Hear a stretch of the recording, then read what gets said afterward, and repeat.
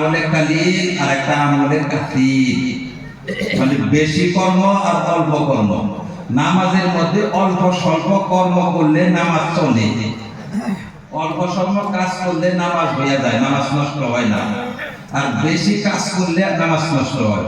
যেরকম আপনি এরকম পশ্চিম দিকে দাঁড়াইয়া নামাজ পড়তেছেন, আপনার সামনে দরজা বন্ধ, বাইরে থেকে একজন মানুষ দরজায় আঘাত করতেছে, ও ডরাইতেছে ঘরের ভিতরে আসবে, আপনি এক হাত দিয়ে দরজাটা টান দিয়া খুইলা দিলেন, শীতকালে খুলে দিলেন, অথবা ওর যে খিল থাকে এক টানে খিল খুলে দিলেন, আপনার নামাজ নষ্ট হবে না।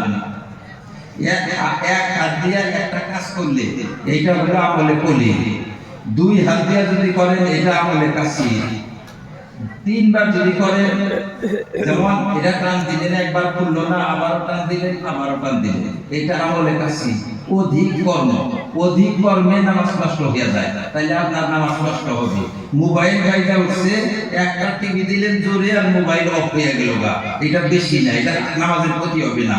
কিন্তু ওখানে টিভি দিলেন, এনে টিভি দিলেন, আবার এটা টিভি দিলেন, তাও বন্ধ হয় না, ওখানে দেখলেন, তারপরে অপশন বাইর করে তারপরে অফ করলেন, এটা একটা সিলাম।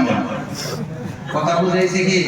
নামাজের মধ্যে আমলে কলিলে নামাজ নষ্ট হয় না, আমলে কাসীর মানে অধিক কর্ম, অধিক কর্ম নামাজ নষ্ট হয়ে যায়। এটা পরিমাপটা কি? পরিমাপটা ফুকাহায়ে কেরাম বিভিন্ন পদ্ধতিতে আমাদেরকে বুঝাইছে।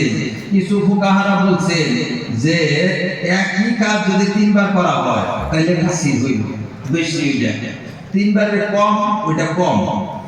আর কিছু উলামারা বলছে যে দুই হাত দিয়া করলে বেশি, এক হাত দিয়া করলে কম। আবার কিছু উলামারা বলছে যে আপনারে অন্য মানুষের দেখে যদি ভাবে যে লোকটা নামাজ পড়তেছে তাইলে এটা কম, আর লোকটা যদি ভাবে যে লোকটা নামাজ পড়তেছে না, আপনার কাম দেখে ভাবতেছে কিবা কাম করতেছে, নামাজ পড়তেছে না, এটা ভাবে, তাইলে ওইটারে বলবে কাসীর। আর যদি লোকটা ভাবে দেখে যে নামাজ পড়তেছে তাইলে কলিল।